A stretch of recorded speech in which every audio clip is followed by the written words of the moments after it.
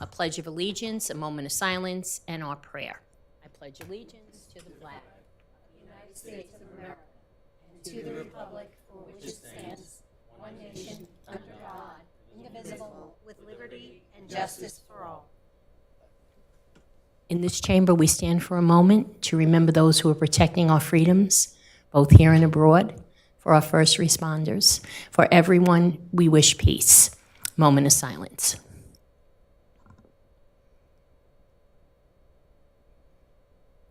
Our prayer, Mr. Pasquini. Dear Lord, bless the servants in the Ministry of Public Affairs who serve Thee in this chamber. Give us quiet minds and hearts that we may hear Your voice. Help us to know when to speak, when to be silent. Give us strength to oppose the wrong and uphold the right. Grant that we have a good conscience and a soul at peace with Thee and with one another. Amen. Amen. Please be seated.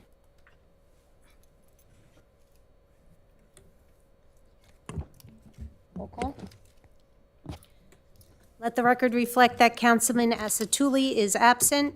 Councilwoman DeCaro? Present. Councilman De Palma? Here.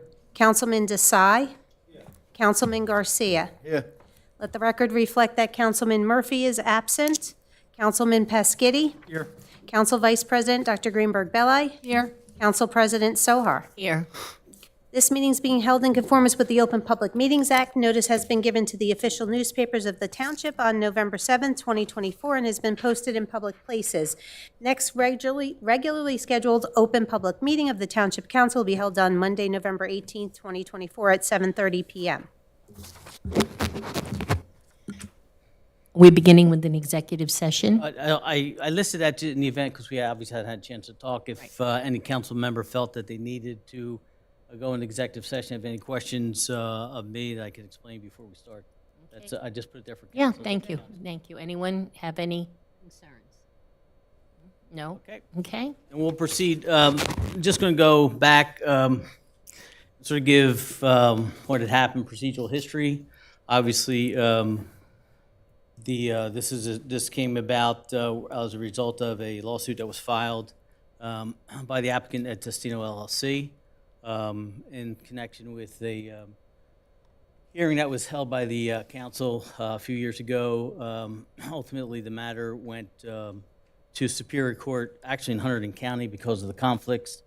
There's a conflict in Middlesex County that was sent to Somerset County. Somerset County didn't have enough judges, so they sent it to Hunterdon County, and finally Judge Menon had the matter. Back over the summer, or back in May, there was an oral argument relative to the appeal that was filed by the applicant regarding this council's decision to reverse the zoning board's approval or actually grant of a use variance for a site that's at issue.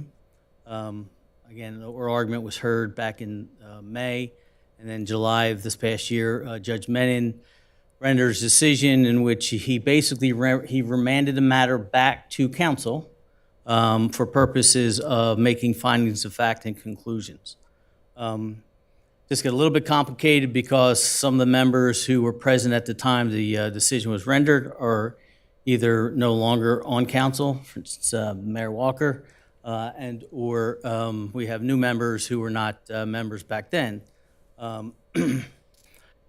The issue isn't clear relative to who should participate or not participate, but typically I would say that, for instance, when there's a planning board matter and new members come on, those members, or zoning board matter, those members can continue to participate, assuming that they reviewed the transcripts that preceded the hearing, and they were brought up to speed by reading the record. And in this instance, was a record of the Zoning Board of Appeal, and then the record that was developed in front of the Zoning Board. But one important thing here is the board's decision to reverse was not reversed by the judge, so that stays in place. Again, we're here for the purpose of making findings of fact and conclusions based upon the record, because the judge basically felt, and we were all given a copy of his decision, that there was not enough information there in total to determine whether or not the council acted arbitrarily capriciously, which is the standard for a court to review. And I know Jill DeCaro and Karen Tsai were not, didn't participate. Like Jill was not on council last time, and Karen didn't participate in either one. And again, to the extent that you're going to participate, you can. The decision doesn't get reversed. The only thing I would ask, and I'll have to certify that you did review the transcript from the zoning board, and you reviewed the record in anticipation of tonight's hearing. You just, yes? Yes. All right. Yes. That's fine. It's the same thing. I just want to make sure. So what I'm going to do, I think what I'll do is I'll start, sort of give a little bit of what I've talked about, and gives us basically review the facts and procedural history.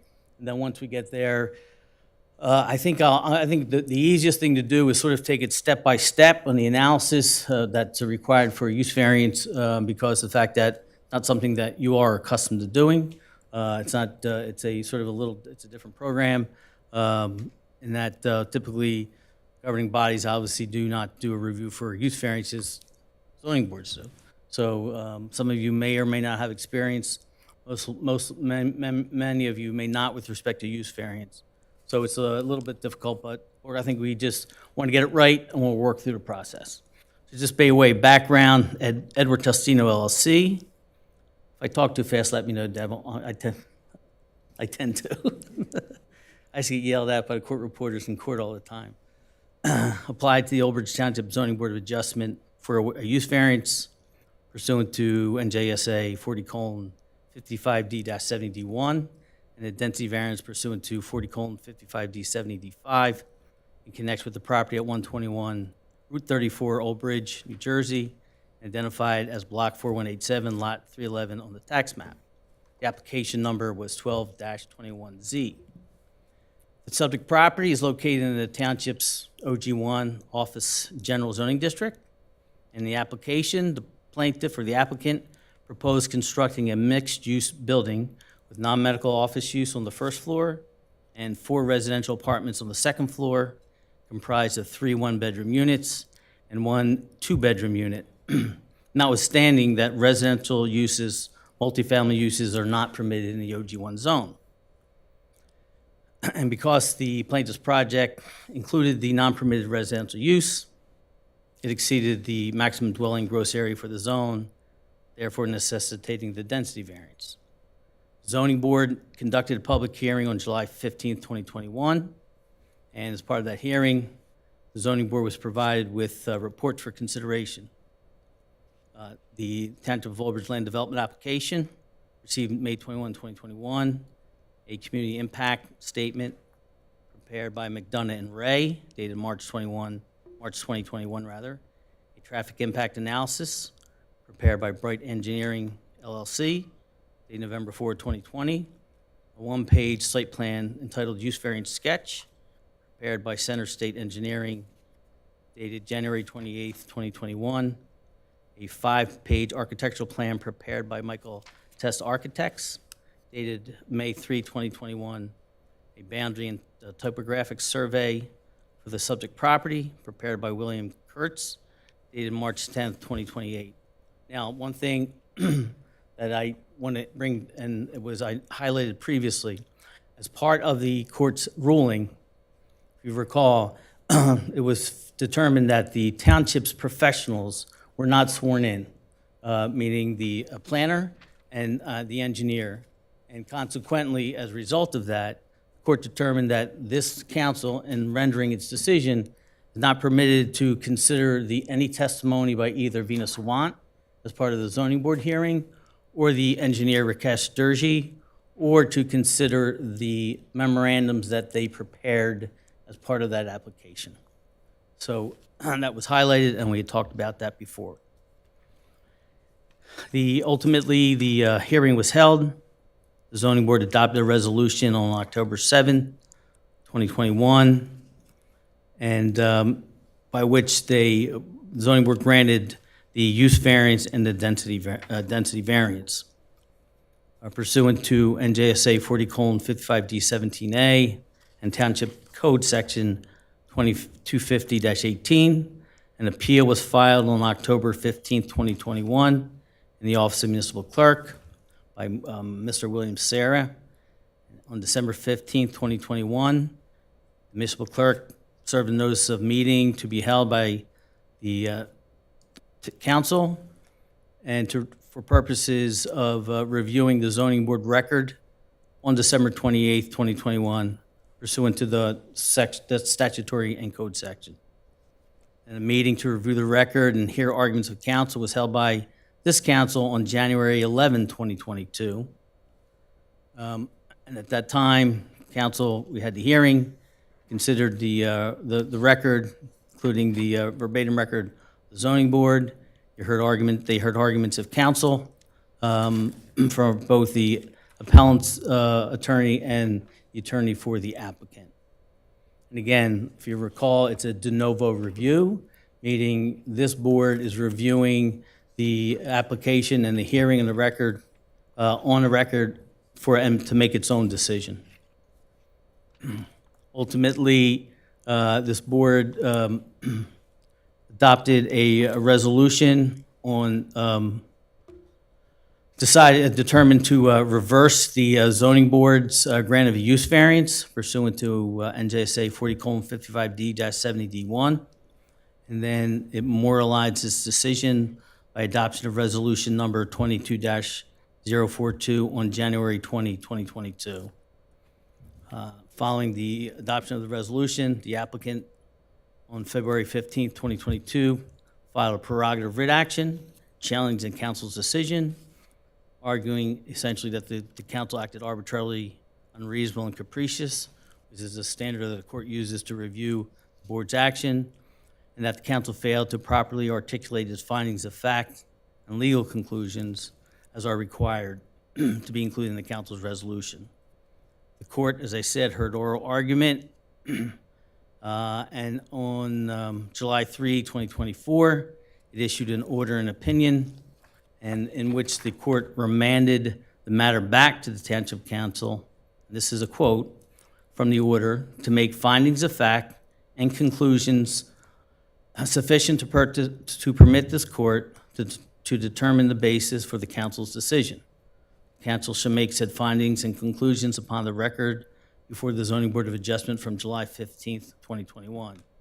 Then in making said findings and conclusion, the Township Council shall be guided by that portion of the court's July 3, 2024 opinion pertaining to the unsworn testimony of the township planner. So now, as we said, it's back before this council for purposes of making those findings and conclusions.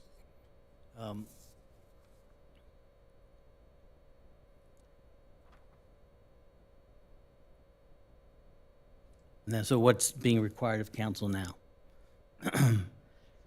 Given the court's decision, council is required to make detailed findings of fact and conclusions based on the zoning board record, sufficient enough, providing detailed analysis for the court to determine the basis for the council's decision that will ultimately be included in a resolution again, and that will be adopted after conclusion of this hearing. As I noted before, the last vote was a 6-0 vote. Of the 6 who were present then, that included Mayor Walker. Since Mayor Walker is now mayor, she could not participate, but 5 of the 6 remain on council who voted. And those were Councilman De Palma, Councilman Garcia, Councilwoman Greenberg-Belli, Councilman Pescitti, and Council President Sohar. Now, under the law, the council must review the zoning board's action based on the record established before the zoning board and reach its own decision. As I said, you guys reach your decision, that won't be changed. It's a matter of the findings of the fact and conclusions of law.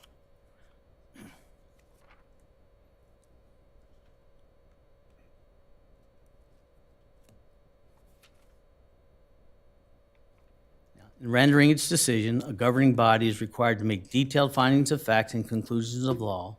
The findings and conclusions must be supported by the record. The governing body's decision should clearly articulate the factual findings that support the statutory criteria for the case. A council's resolution rejecting a zoning board's decision to grant a variance, again, must contain the detailed findings of fact based on the record of the zoning board. The Findings must support the legal conclusions that are made. Simply stating a conclusion or representing or repeating statutory language is not sufficient. The resolution must clearly lay out specific findings and explain how they lead to the council's decision to reject the zoning board's determination. Findings, which are based upon the proof submitted at the zoning board hearing, must be sufficient to satisfy a reviewing court that the applicant's variance request was analyzed in accordance with the statute and in light of the municipality's master plan and zoning ordinance. The resolution must demonstrate that the master plan and zoning ordinance were analyzed and a determination was made whether the governing body's prohibition of the proposed use is incompatible with a grant of the variance. Variance is denied. Resolution must contain a statement of specific findings of fact, once the board reached the conclusion that the statutory criteria for a variance were not satisfied. When the board considers conflicting expert testimony, as you review the record, remember in this instance, the primary testimony came from the planner, from the applicant, cannot consider Venus Sawant's testimony, so there really wouldn't be any conflicting testimony in that regard. You should be aware that the council is not required to accept an expert's opinion. Governing body like the zoning board need not accept an expert's opinion. Zoning boards may choose which witnesses, including expert witnesses, to believe. To the extent council chooses to reject the testimony of an expert or claim it was not credible, there should be a statement as to why certain testimony is rejected beyond bare allegations or unsubstantiated facts.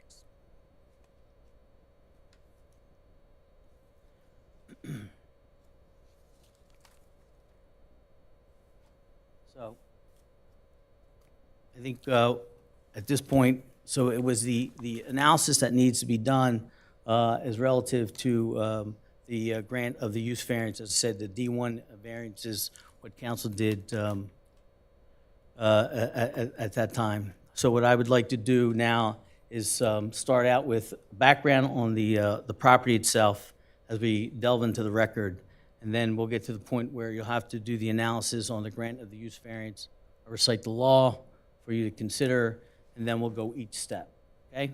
So I think these are facts based upon the record. The property is located, as I said, at 121 Route 34, Old Bridge, New Jersey. It is identified as Block 4187, Lot 311, the town's tax map, and it's located in the township's OG1 General Office Zoning District, or the OG1 zone. The lot is 1.484 acres. It's approximately 125 feet wide and 650 feet deep. And that comes from the zoning board transcript. There's an existing office building on the subject property and a large conservation easement that encompasses approximately 2/3 of the rear of the property. The site is located on the north side of Route 34 between Rachel Court and Old Mill Road. To the west of the property is Cheesequake Fire Squad, and an elementary school. To the east is Cheesequake First Aid Squad. To the south, across Route 34, are commercial businesses and scattered residents along Route 34. Now, if you're in reviewing the application, the applicant proposed constructing a mixed-use building with non-medical offices on the first floor, as I said, and 4 residential apartments on the second floor, comprised of 3 one-bedroom units and 1 two-bedroom unit. The site is accessed from Route 34 by a single driveway. The proposed new development is scheduled to have 16 parking spaces in front of the building, including 2 handicap spaces and additional 17 parking spaces to the rear of the proposed new building. Now, if you may recall, this hearing was bifurcated, right? So they didn't get into the site plan. The first thing that the zoning board was only there to consider was whether or not the applicant should be given a use variance.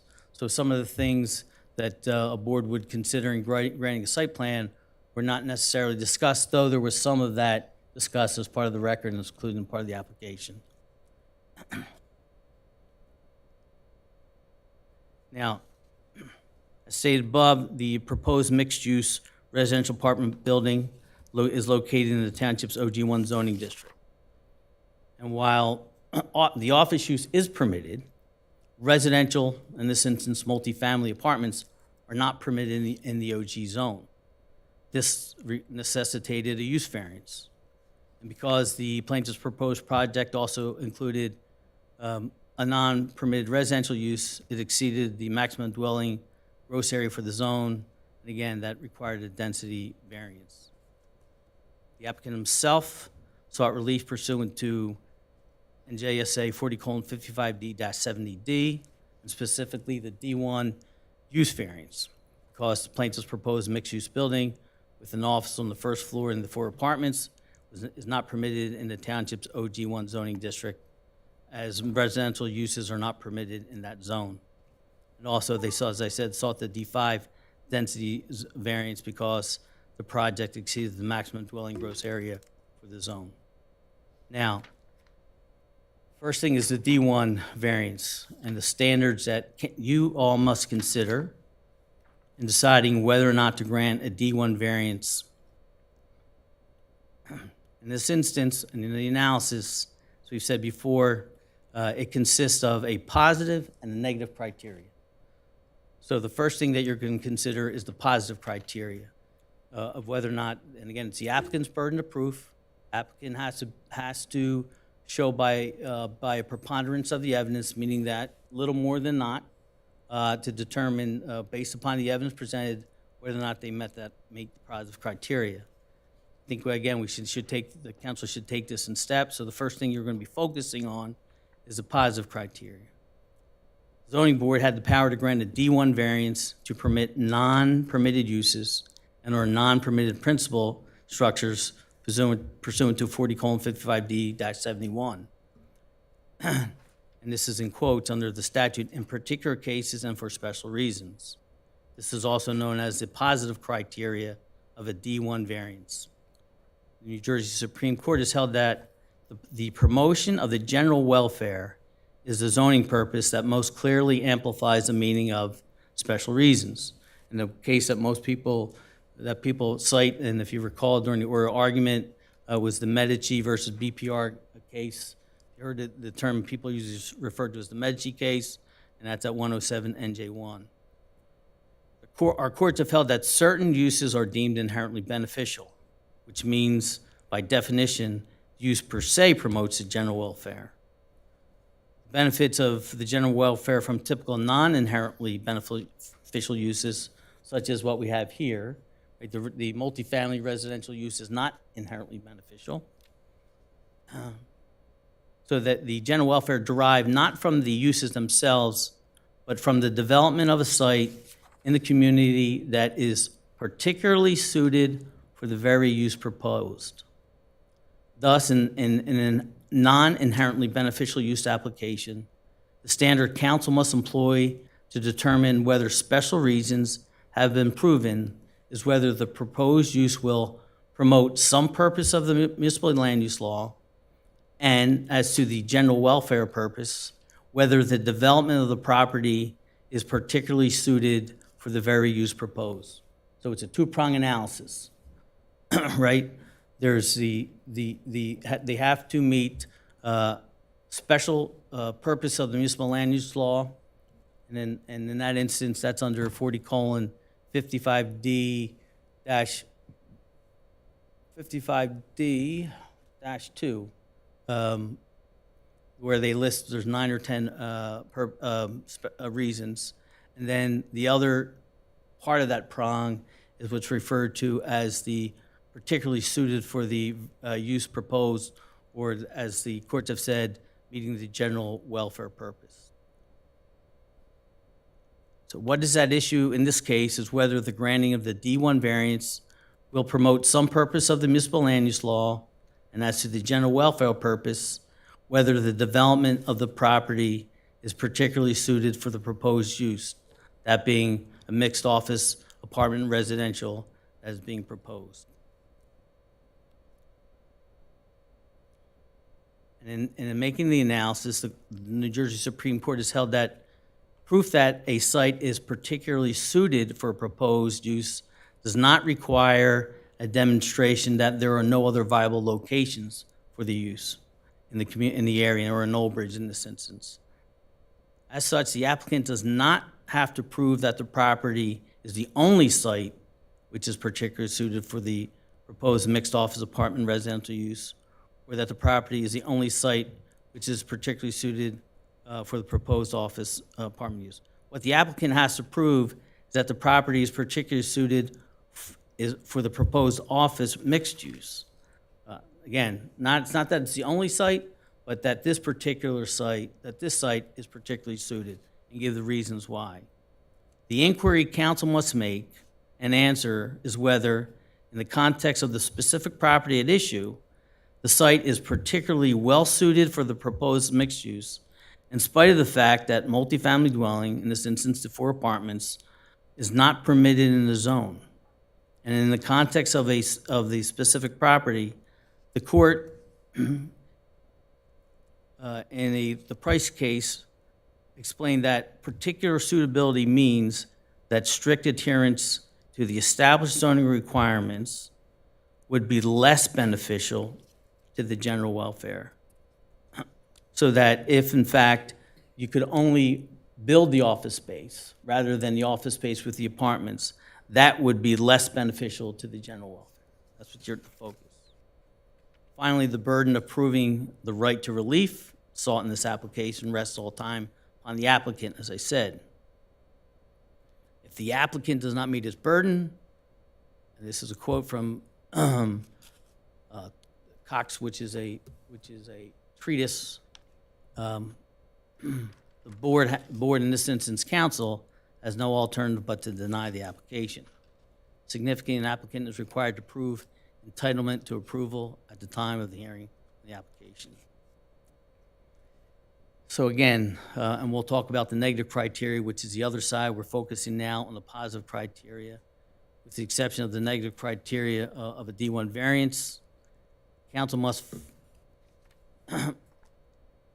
find satisfied by an enhanced quality of proof, the level of proof that the applicant must meet, and council must find on all issues, with the exception of the negative criteria, the level of proof that the applicant must meet and council must find on all issues, except on the negative, is the preponderance of the evidence standards, which I said, which means that the applicant must prove and council must find is more likely than not that each element of the required relief has been proven. In this application, the applicant is required to meet his burden of proving the granting of the D1 variance will promote the purposes of the municipal land use law, and as to the general welfare purpose, the applicant is required to prove that the property is particularly suited for the use proposed, that being the office with the residential component. So I think that at this point, it may be better to stay focused on the positive criteria before we get into the negative criteria, and take it each step of the way. And again, when making those, having the discussion, you have to make findings of fact based upon the record that's presented, which again includes the testimony of the primarily the planner, but again there may be other instances where information was provided by other witnesses who testified at the hearing. So, anybody want to start? Anybody have any questions?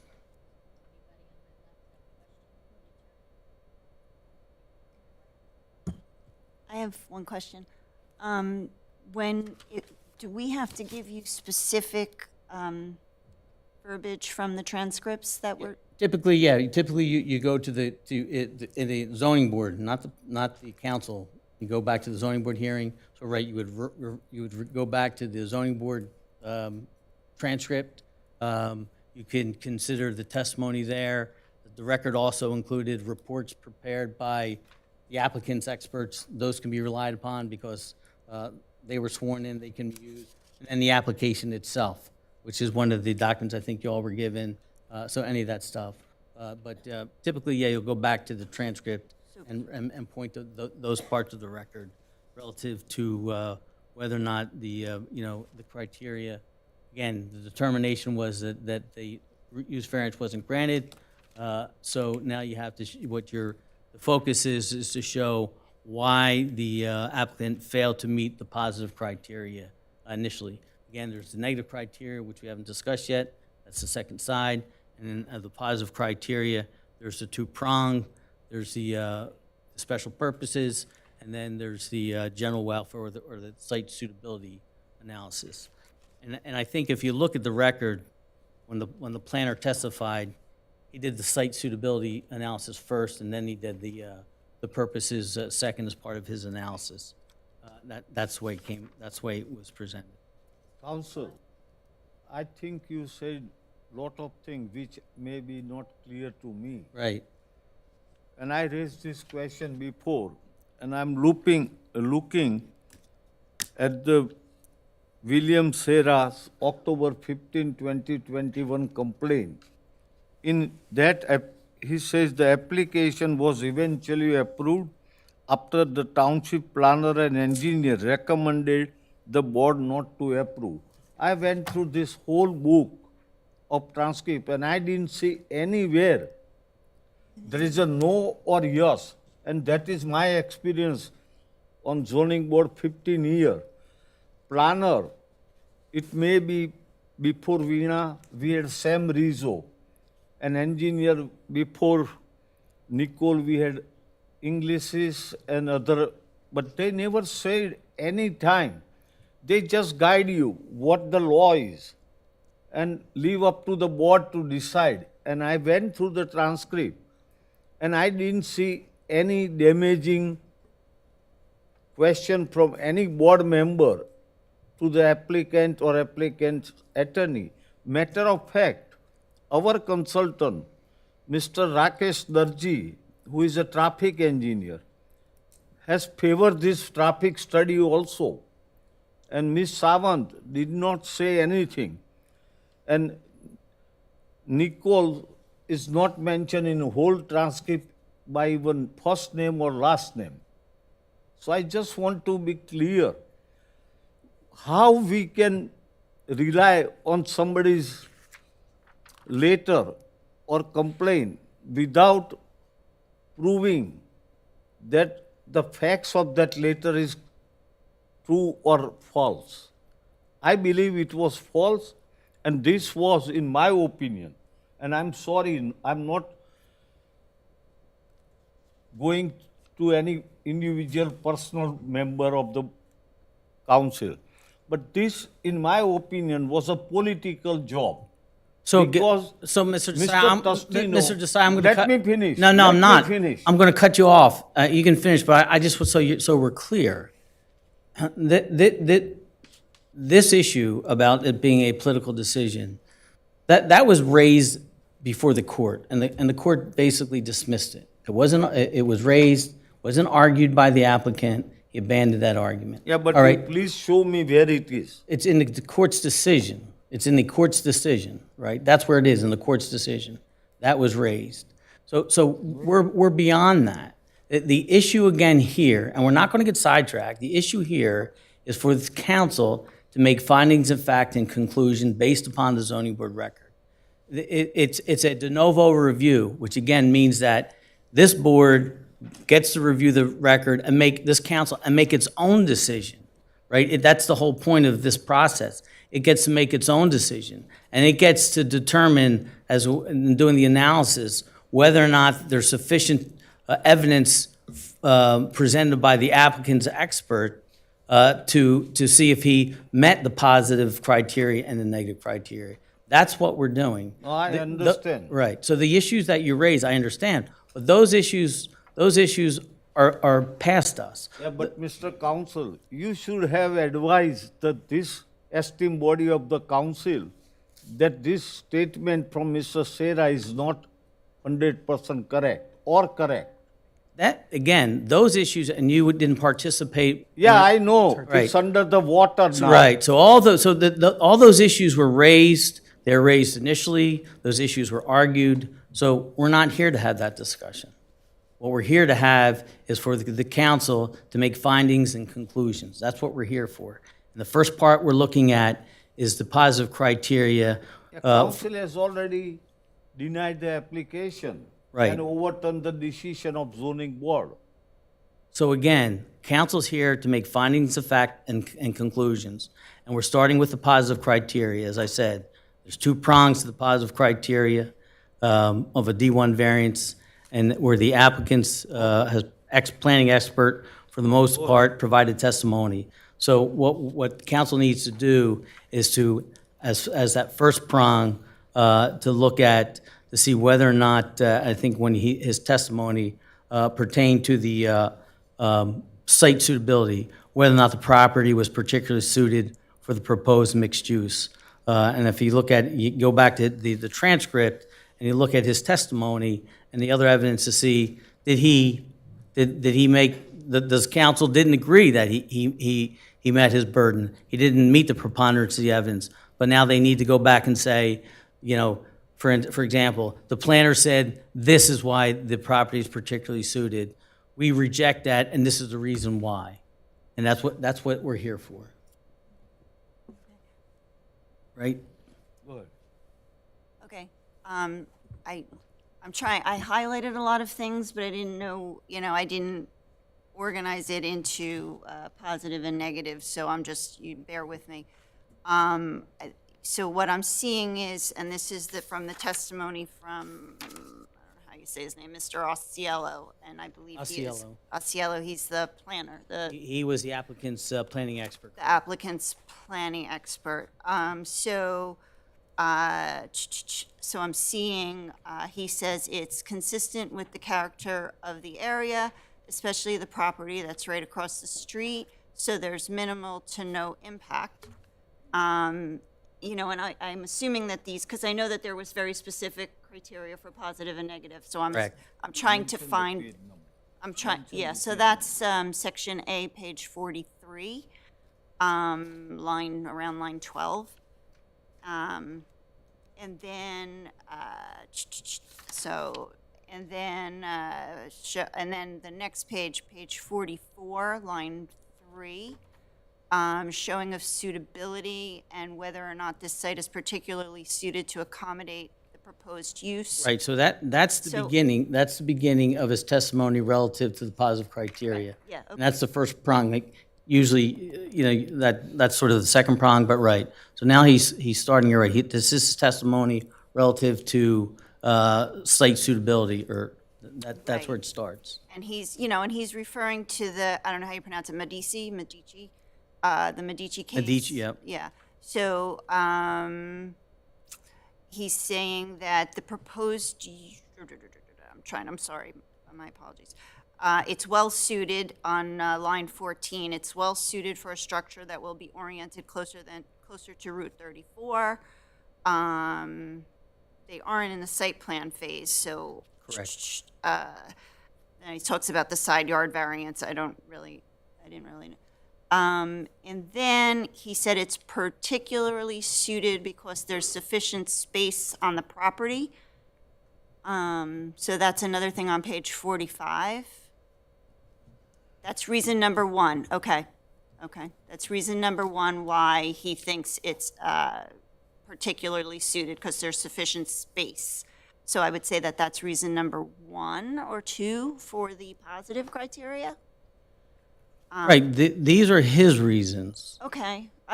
So- Maybe I'm unclear as to what you're asking. So, no, I'm not. So what council had determined, the council reversed the zoning board's decision because they found that he did not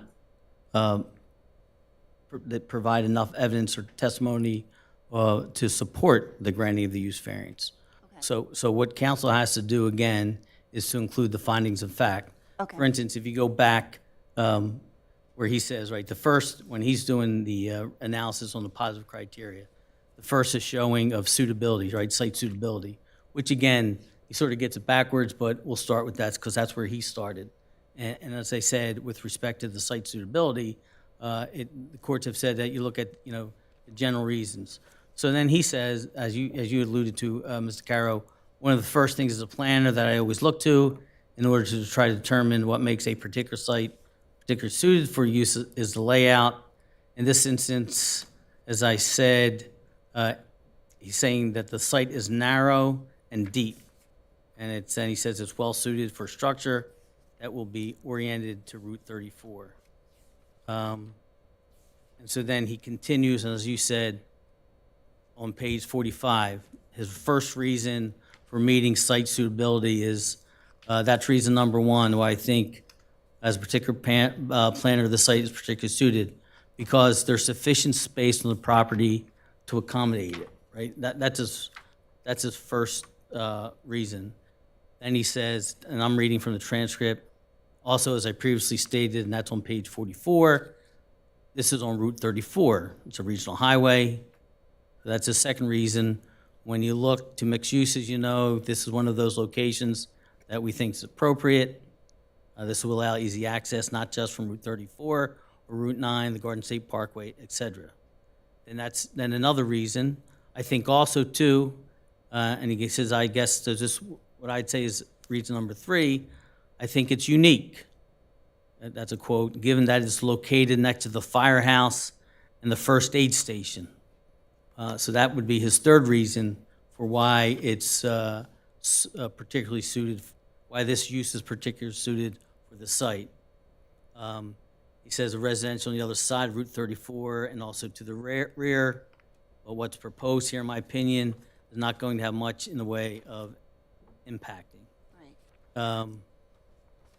So are those considered the positive criteria? Those are the reasons that the planner provided for purposes of justifying that one prong of the positive criteria, that the property is particularly suited for the use.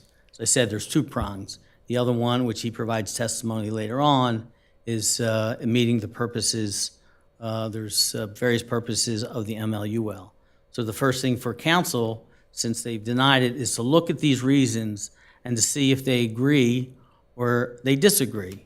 And they have obviously disagreed, and to the extent they disagree, they then have to give reasons why they disagree with those particular, that testimony and his opinion, since it's planning testimony and he's the expert. Sure. My question is, being that five of us rejected this, as far as we're concerned, there is no positivity. There's nothing positive about this request. So again, that's not the standard, right? The standard is, when you do an analysis of the use variances I described, what courts and what the statute says, that there's a positive criteria, right? That you have to, the reviewing board has to analyze, and the negative criteria. And we didn't get to the negative criteria. And the positive criteria, as I explained, there's two parts to that. What the applicant has to show is that the proposed use, because it's looking for a use variance, meets at least one of the purposes of the municipal land use law, right? There's various purposes. That's one prong. The second prong, as I said, is the site suitability component of the positive criteria. So what council has to do is say, you've already said, no, we're reversing. The planner said, these are the reasons I gave. He basically gave three reasons why he found this particular property to be site suitable for the proposed mixed use. And what council then has to do is say, I disagree on reason number one because, and give the reason why, right? And then you do that analysis for each of the prong, and it ends up being 4 different prongs, 2 for the positive and 2 for the negative. Then, because you're not used to this, I thought it would be easier to go step by step. So, Mark, Yeah. can I you, just want to make last statement. On page 71, the Vice Chairman of Zoning Board, Mr. Dewars, is, when he's saying yes, he's for approval, his statement, while at first I was not in favor because I thought we were going to be rezoning, as one of our former member would say all the time. We all know that. One, as looking at this, I actually think it is a combination of having housing and retail work, commercial space, kind of covers both area, and I think it is gonna be nice building, with some improvement on 34, my vote is yes.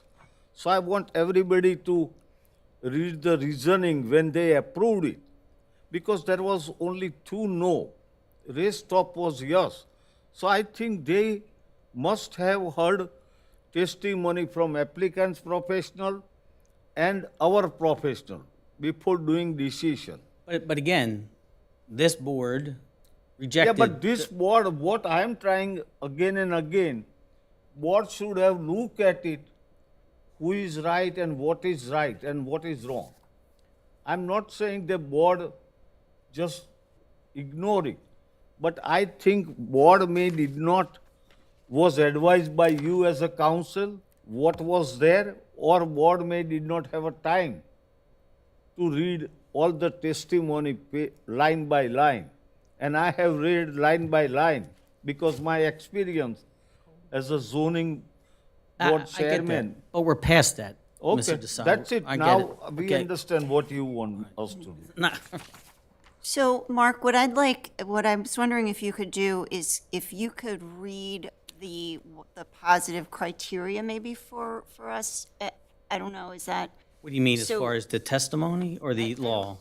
I'm just a little confused as to what, because I was trying to give you testimony and you said, no, that's testimony, so I'm not sure what I'm just confused. So, right. So again, the analysis is, council's determined that they've reversed the zoning board's decision.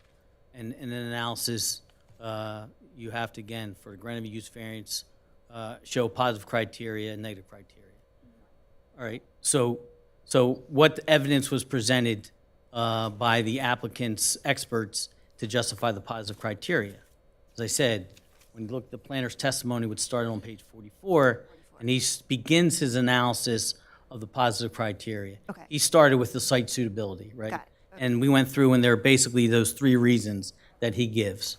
So then, as a reviewing board, because it's called a de novo, fancy Latin word, it's a new review, as if they were testifying in front of you, but you only have the transcript, right? So now you have to, so again, the board said, no, we reject it, so now we have to give reasons, this board has to give reasons why it rejects it, and conclude why he did not meet that criteria, right? Yeah, no, I get that. So what exactly are you looking for for the positive? Again, what council has to do is make findings of fact. Give me facts, give the record facts as to why this property is not particularly suited. Again, what he first says is he talks about there's sufficient space on the property to accommodate it. And then he also says it's located on Route 34, and he also says because it's located between the firehouse and the first aid squad. So are you asking for council to now debate that, like to? It's not a debate. No, not, They- I don't mean debate, that's the wrong word.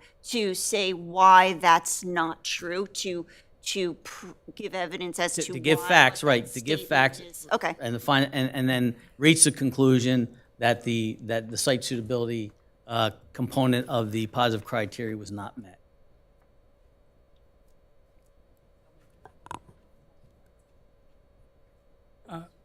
I just want to make a comment that, the criteria that their planner uses, that there's sufficient space, it's appropriate location, it can accommodate this use. That's not enough criteria, because you could build whatever and wherever, and you can use the same criteria. But if specifically it's not allowed, then it's moot. So you want to talk about positive reasons. Well, you can't get to the positive reasons until you establish, is it acceptable to build there? No, you're missing the point.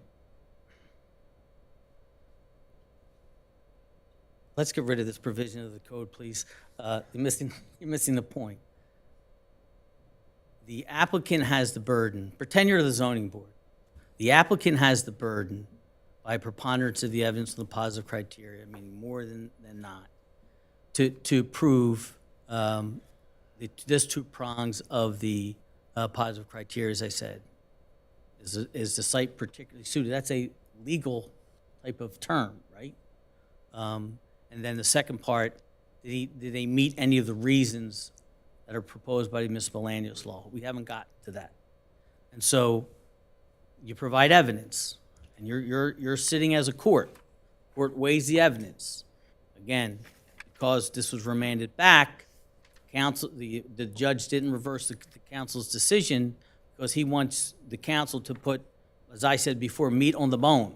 Give him the facts. Why did you reject that testimony? What facts do you have to say that no? The fact that he says that there's sufficient space on the property to accommodate the proposed development. Why does that not matter? Why does that not make it suitable, particularly suited, right? He's talking about that. The fact that it's located on Route 34, what does that have to do? Why does that matter or not matter? And explain that. The fact that it's located between a firehouse and a first aid squad.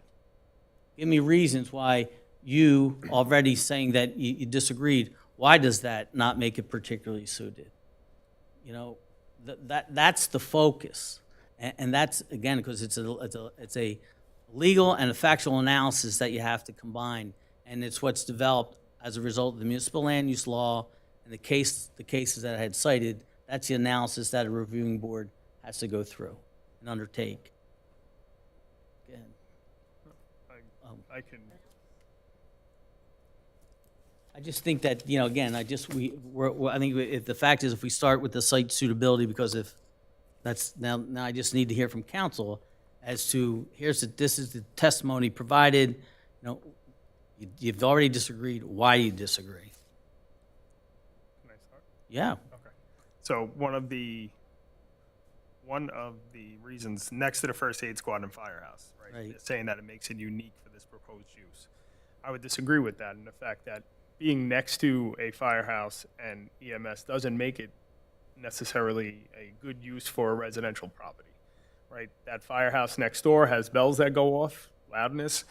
In the testimony itself, it is talking about it being the 2 bedrooms so folks could utilize it for Zoom meetings. If you're on a Zoom meeting and bells start going off, it's not necessarily the greatest use for a residential property. Within there, Mr. Testino gives testimony based off of a question he was asked by a board member of renting it to children. And it seems like there is no accommodation for school children. So a 2-bedroom, regardless if you want to market it to a family or not, potentially could have maybe 2 children that share a bedroom. There's no accommodation specifically that they're saying. And in his words is, on page 21 of the testimony on line number 12, I would be intending to rent to singles or a married couple, but a lot of people would like to have the second room, especially in this day, so they could have Zoom, so that was a marketing decision. Not taking into account that there could be children. How will the buses get in and out? What is the effect on a bus on Route 34, whether it's high school, middle school, or grade school on the traffic flow? Yes, the testimony that they're saying is there will be less traffic. I think it was Trips. 14 versus 10, something along those lines.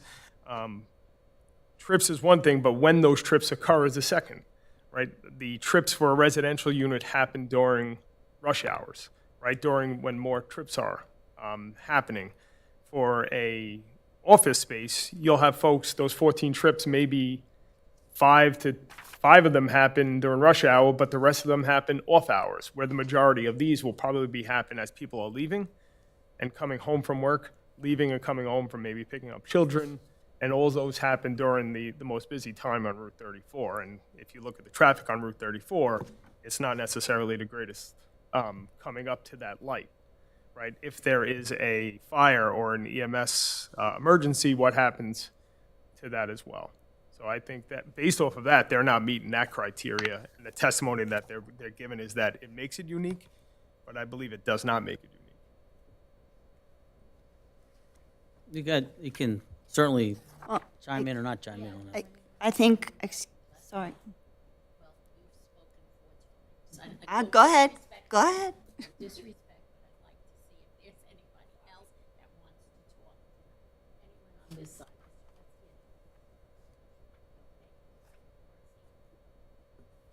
I personally think it's a horrible location because of the kids. He mentioned 2 kids living there, but that's not safe, I don't believe, for kids to be living in an apartment. I'm amazed there's even 2 other units on that side. That's amazing to me. Houses don't belong on that side of the street. That's what I believe. Being at the Visit House there now, it's a business. I understand that, but as far as there being rentals, no, I totally disagree with that. Because let's face it, there will be kids there. I believe it. So I think it's wrong. I don't think kids should be living on 34. That's. So again, yeah, let's stay focused to the right, to the testimony, evidence presented, right? I mean, generally, those are the types of things the court's not going to want, right? It's just general statements. I think it's, as Mr. De Palma said, right? The first reason the planner had indicated was for particular the site suitability. He found it was unique because of the fact that it sat between a firehouse and the ambulance squad, right? And then, again, as Mr. De Palma had stated, he disagreed with that, and the reason why was, again, number one, it's going to, again, if there's alarms and there's bells, and if you happen to live in the apartment and you are single and you're working from home, that becomes a distraction. The issue relative to buses getting in and out of the site on Route 34 because it's a busy highway, and coupled with the potential for emergency vehicles going in and out of the site is, again, contrary to that opinion. And the fact that it happens to be situated between those two is in and of itself a unique aspect of the site that makes it particularly suited. Again, so that's where the focus and the analysis needs to be, because you have to give reasons why you disagree with that opinion, since he's the expert and you're again, and again, I think the thing is, and we've talked before, is because you all live here, you're allowed to bring your personal experience, knowledge of the site. What Eric had, Mr. De Palma had referred to a light that's close by. I mean, I don't personally know that, but he knows of it, and that's going to impact the ability of potentially ingress and egress in and out of the site, depending on the time of the day. Again, if it's in the morning, I'm not going to put words in Mr. De Palma's mouth, and let's say it's in the morning, you have a bus, and then you have a fire alarm, and Lord, let's say you have a fire alarm and a first aid squad alarm, right? So, I mean, that's the type of the analysis that the focus needs to be. I would also say, and I don't know if this would be the positive or negative piece, but they were stated in here, there's, based off of a New York Times article I'm trying to find it, I think in early 21, possibly, that office space is going away. When I look at it, I think that would have been. I think that was part of the negative criteria when the planner was talking about market trends. Okay. Right. Yeah, So maybe yeah. So let's save that. let's save that when we later. get Okay. Yeah. Okay, because that is one of the Yeah. That was on the negative criteria aspect of it. And the other thing I would say, part of the testimony is saying that the property is narrow and deep. Being narrow and deep and only being able to build closer to Route 34, how does that make it unique in the fact that there should be apartments on there, right? How is it being narrow and deep play into putting apartments on top instead of the original application, which was apartments? Well, I'm sorry, office, yes. So putting apartments versus office and the lot size is, I think that's a moot point, because regardless of what's there, the lot's the lot. It doesn't make it unique to have an apartment on top instead of a office. I think that then the next focus, I mean, as part of that though, is he says be on Route 34, right? That makes it particularly suited. So I think what the board has to ask itself, the fact that it's located on a state highway with this mixed use, does that make it particularly suited or not? So you look around, you look what's there, existing, and the fact that it happens to be on a state highway versus any other road or any other use on that site could be, the office is there as well on the state highway. So I think, again, you look at that and determine, do you think that that's sufficient? And again, I think that's what Mr. De Palma was alluded to, that the fact that it being on a state highway doesn't necessarily make it particularly suited. Anything could go on Route 34. And also being built closer to a state highway is probably not the right thing for an apartment. You'd want to be further off of the roadway as opposed to closer to the roadway. And I believe the slot size is roughly 1.5 acres. So give or take 1.8 acres, yeah. 1.8, but that's not the point that I'm arguing. The back part of the lot is the part that is constrained, so you have to build in the front part. So there are apartments that will be facing Route 34. So being closer to a state highway is not conducive to building a residential unit, as opposed to an office. Offices are more conducive to being closer to streets as opposed to a residential property. I think what you have to ask yourself is the fact that it's located on a state highway, does it distinguish itself from any other use on a state highway, right? Again, it's site suitability, right? So from that perspective, and the office being there, right? It exists and it was approved. The fact being on a state highway, does that in fact, what impact, if any, or does it distinguish it from from any other use? So again, that's what you need to look at and give reasons why it's not.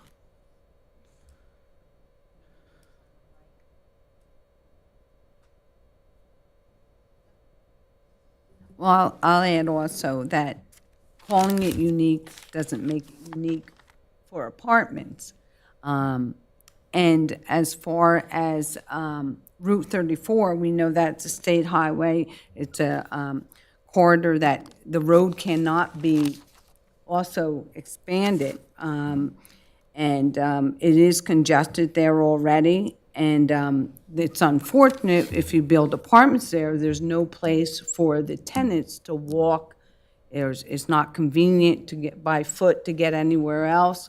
And so that, I think, is definitely a negative when you consider that. So the uniqueness that you said between it is unique being between a fire station and a first aid, but I don't think it's a positive.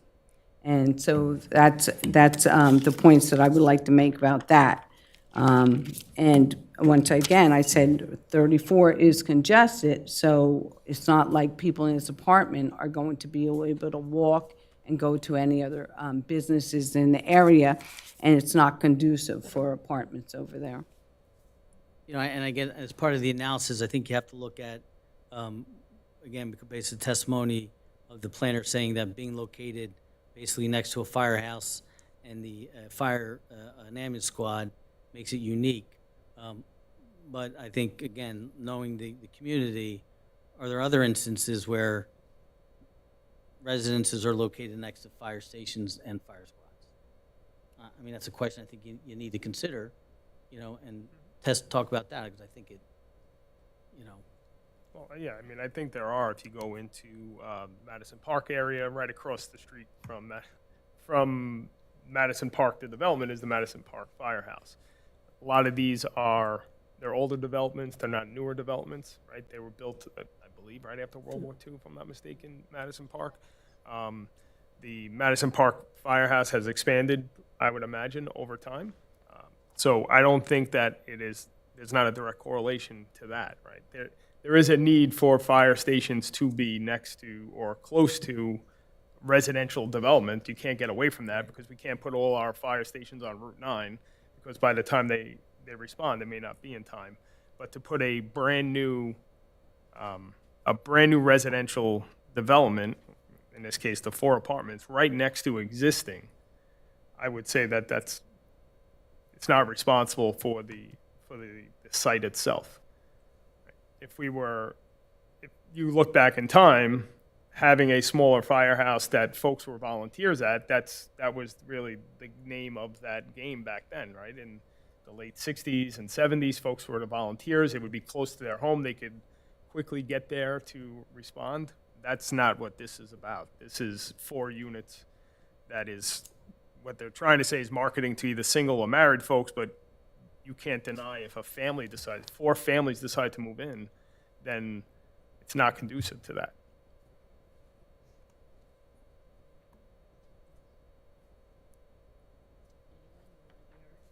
Yes, please, thank you. So just to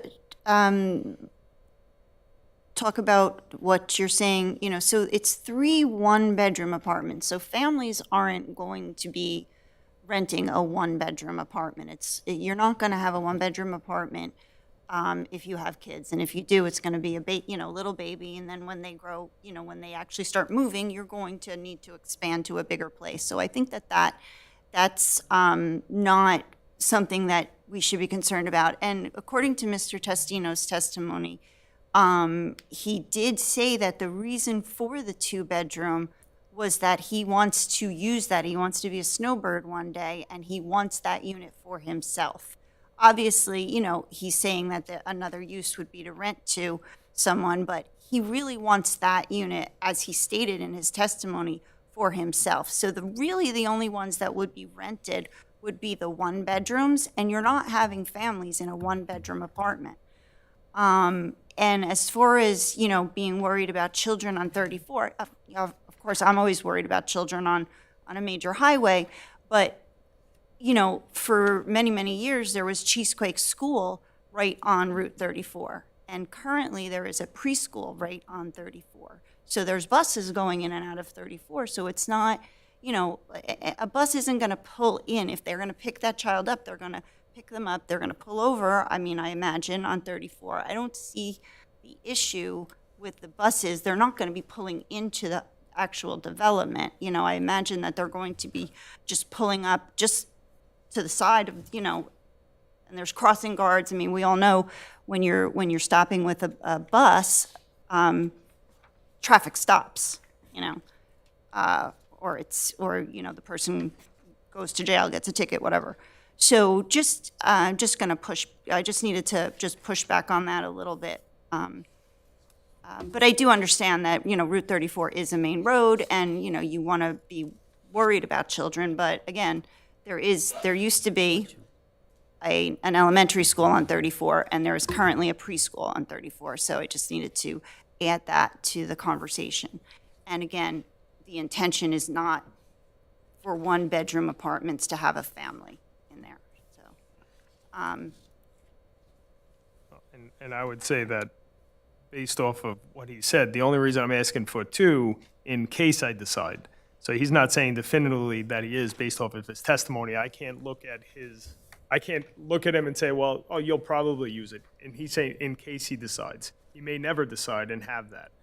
And I would even counter to say that there are folks that do raise families in 1-bedroom apartments. Not everyone can step up to a bigger apartment based off of financial responsibilities that they have, that they maybe cannot go to a 2 or 3-bedroom apartment. So if somebody's in a 1-bedroom apartment already, they may have to make that decision. They need to stay there for whatever reason from a financial standpoint. So you can't say that there isn't, because I do know folks that I grew up with that were raised in a 1-bedroom apartment where there were 2 children plus the parents, and the living room was made into a makeshift bedroom for the kids for whatever reason until they were able to financially get out. And some of the folks that I knew growing up were not able to get out until they hit high school. So, that's one of the things. We can never look at who's going to rent that apartment.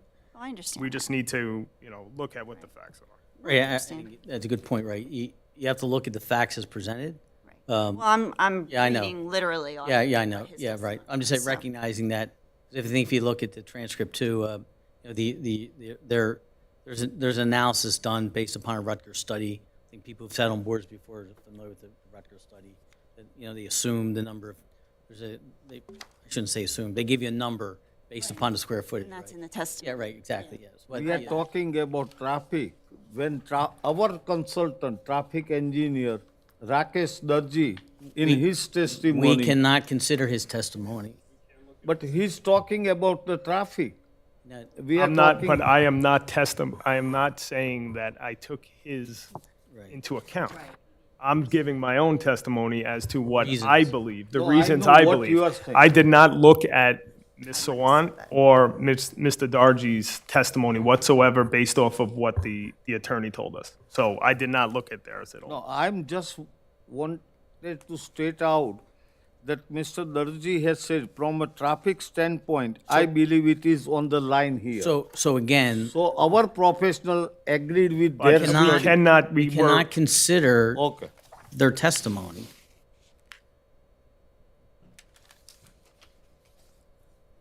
Else?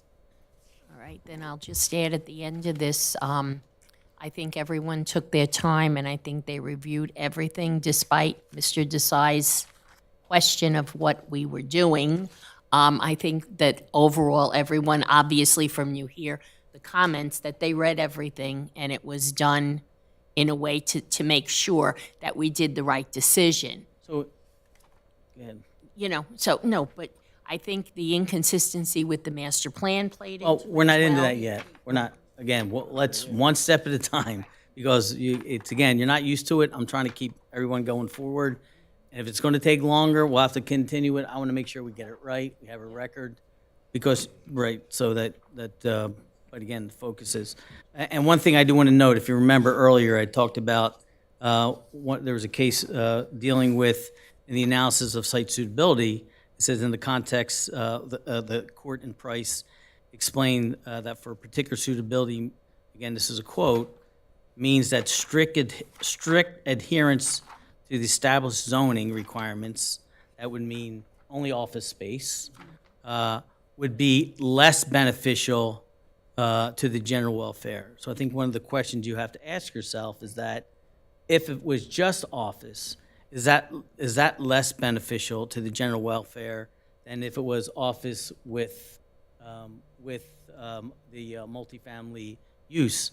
And then can consider the testimony provided, or the evidence provided, and to see if was that analysis done by the applicant as well. I think you should consider and look at that as part of your analysis.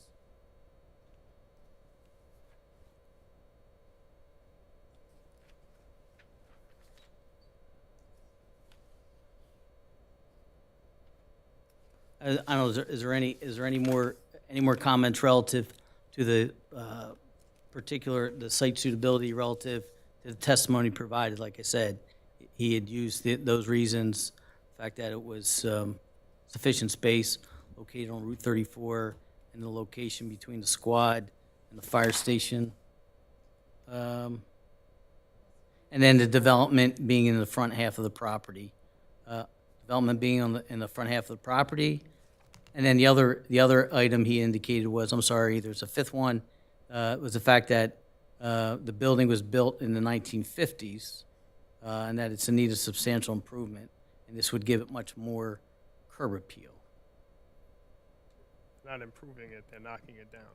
In their testimony, they're, in essence, bulldozing it and building new. They're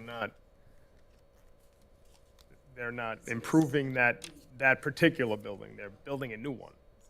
Right, and I think, though, Eric, as part of, Mr. DePalma, part of your reasoning, you didn't agree with it being closer to 34 as being make a site suitability for the use that they're proposed with the mixed use, right? I think your indication was that actually, given that there's a residential component, It should be further away from Route 34 as opposed to closer to a state highway.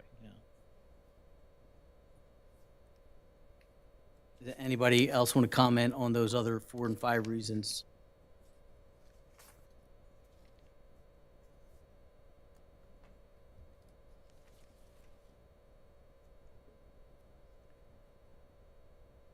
I'd like to agree with Councilman DePalma. Made very, very good points.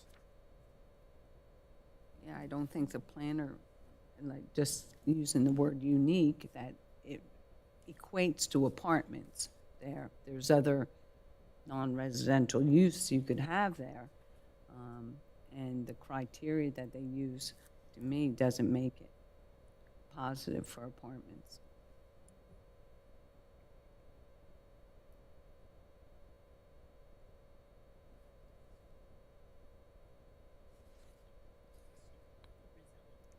So then the next part of the positive criteria that the planner had referred to, now we go into the purposes of the MLUL. And that starts on page 47, I believe.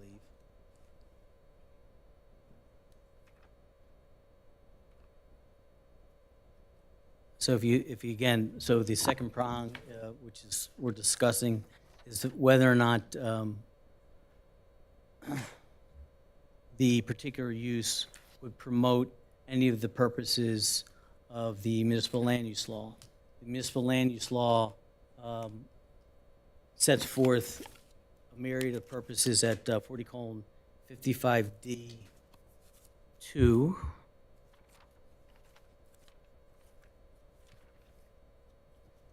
And it includes purposes A through Q. And in this instance, the planning expert provided his opinion that the proposal would be promoted by two of the purposes, and they only have to meet one of them. But the purposes that he cited were 40:55D2G by providing sufficient, and again, if you look at the testimony, sufficient space in appropriate locations by providing sufficient space for the proposed mixed-use development, giving that was previous, and then the other particular was I. And use I is to promote the conservation, nope, I'm sorry, I. To promote a desirable visual environment through creative development techniques and good civic design. So again, it starts at page 47.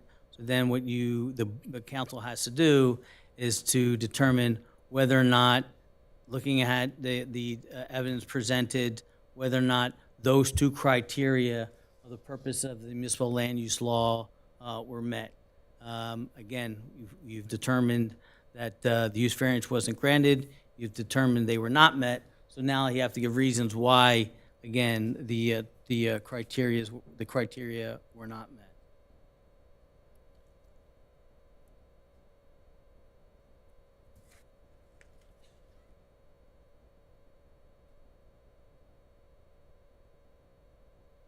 And it starts actually on page 46. No. This is the second aspect of the positive criteria, and whether or not the proposed development meets any of the purposes of the municipal land use law, and the planner had proposed that purpose G, that there's sufficient space and appropriate location of the development, and purpose I, that and again, he used the term visual environment. As I explained, there's more to it than he's cited. So in the first analysis, again, you think that the proposed development and what's proposed, dealing with purpose I, did he provide enough evidence to say that they met purpose G first and purpose I, with purpose G being to provide sufficient space in appropriate locations for a variety of agricultural, residential, recreational, commercial, and industrial uses in open space, both public and private, according to the respective environmental requirements in order to meet the needs of all New Jersey residents.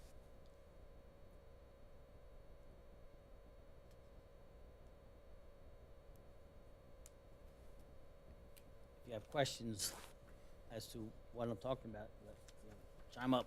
So as to discuss the sufficient space and appropriate location, I think we kind of talked about that, right? The front being, yes, the lot size is one thing, but the actual building size is another, right? right? So it's probably roughly around a half an acre or so, maybe a little bit more. From a developable side, it's only on the front portion of it. The location between the fire and EMS, I don't think that it meets the criteria.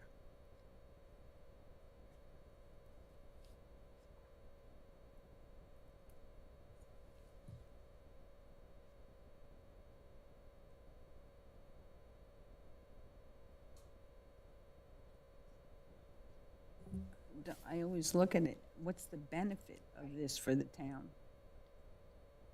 What is the benefit of having apartments versus something else? And I don't see it. It can be used for other things other than residential. Yeah, it's right, yeah. Yeah, in that whole area, there's no sidewalks.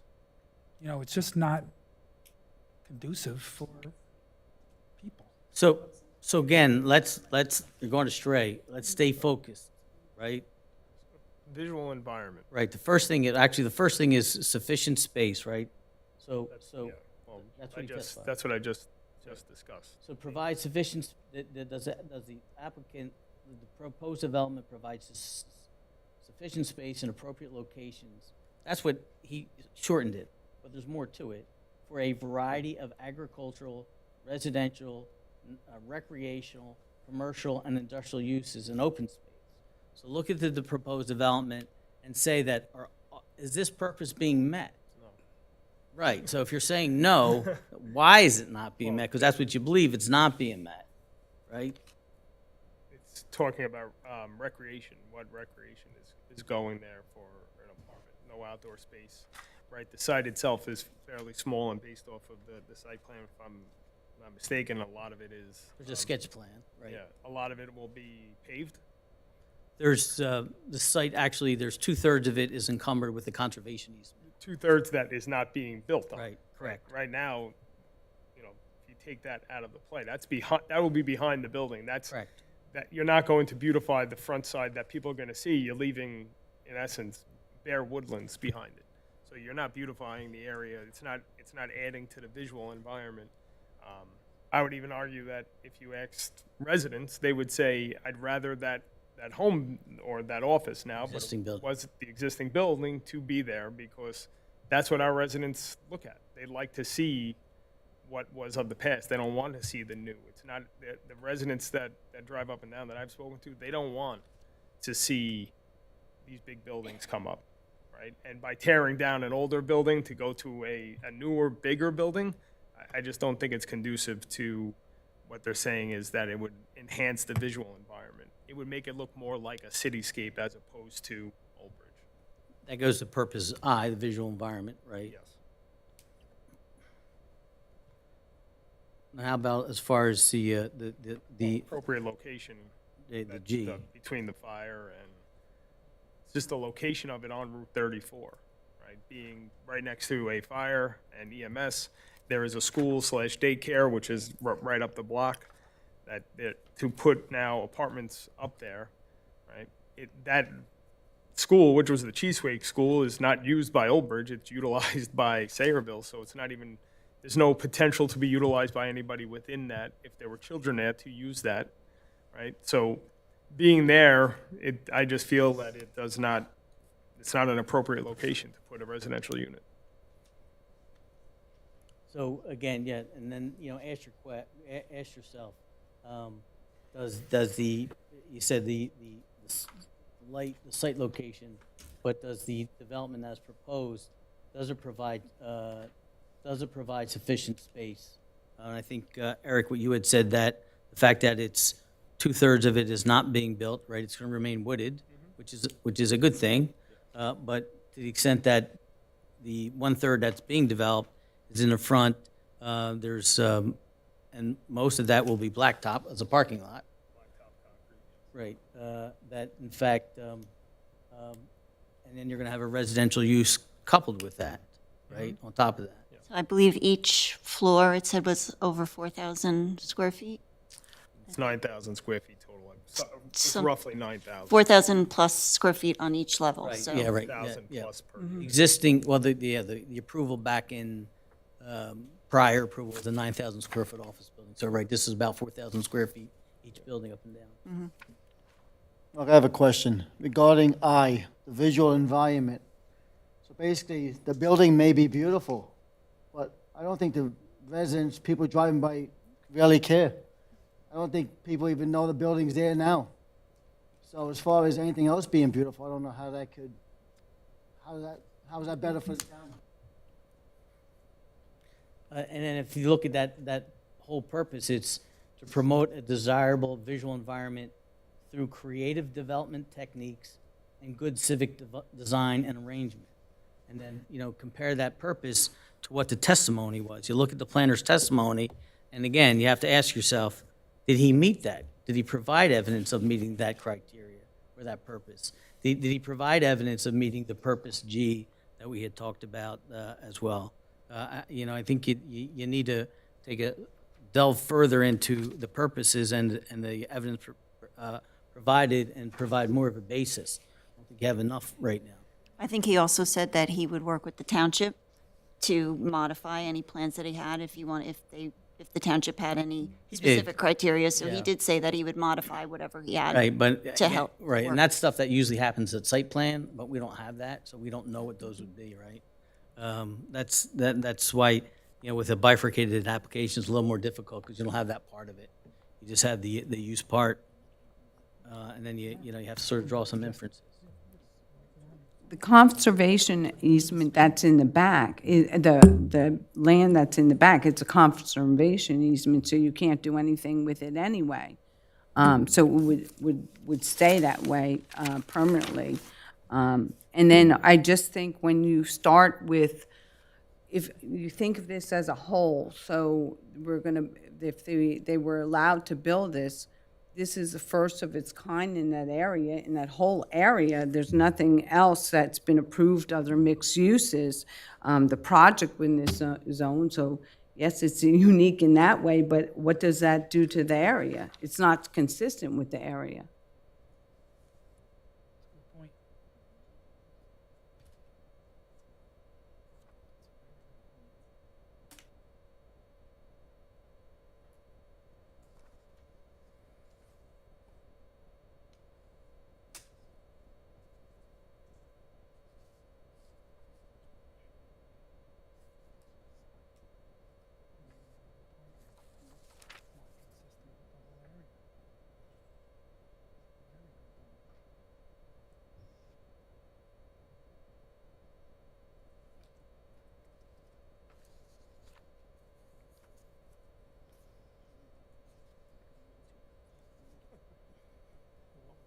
Well, I know, I understand that, but yeah, right, I'd rather you get it right, I get that, right, right. Because again, I just want to make sure that we have a complete record for the thing. Again, I think one of the things too is, I think, Eric, you had alluded to it with respect to the criteria I and the visual environment. Grow the desired visual environment through creative development techniques and good civic design. But I think you alluded to the fact that they're going to demolish the building. That's their reason of getting rid of it, right? Which I think then you ask yourself, is that creative development techniques and good civic design? I mean, any building could be knocked down, right? I think there's nothing unique about that from that perspective.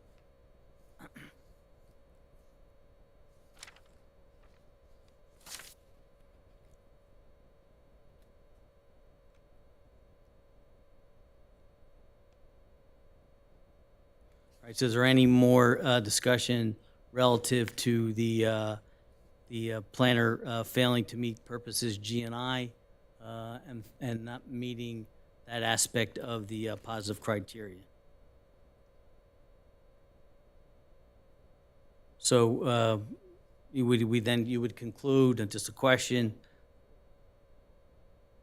that you would conclude that the planner in this instance, again, didn't provide sufficient information, didn't provide sufficient testimony, there isn't sufficient evidence to meet the positive criteria in this instance.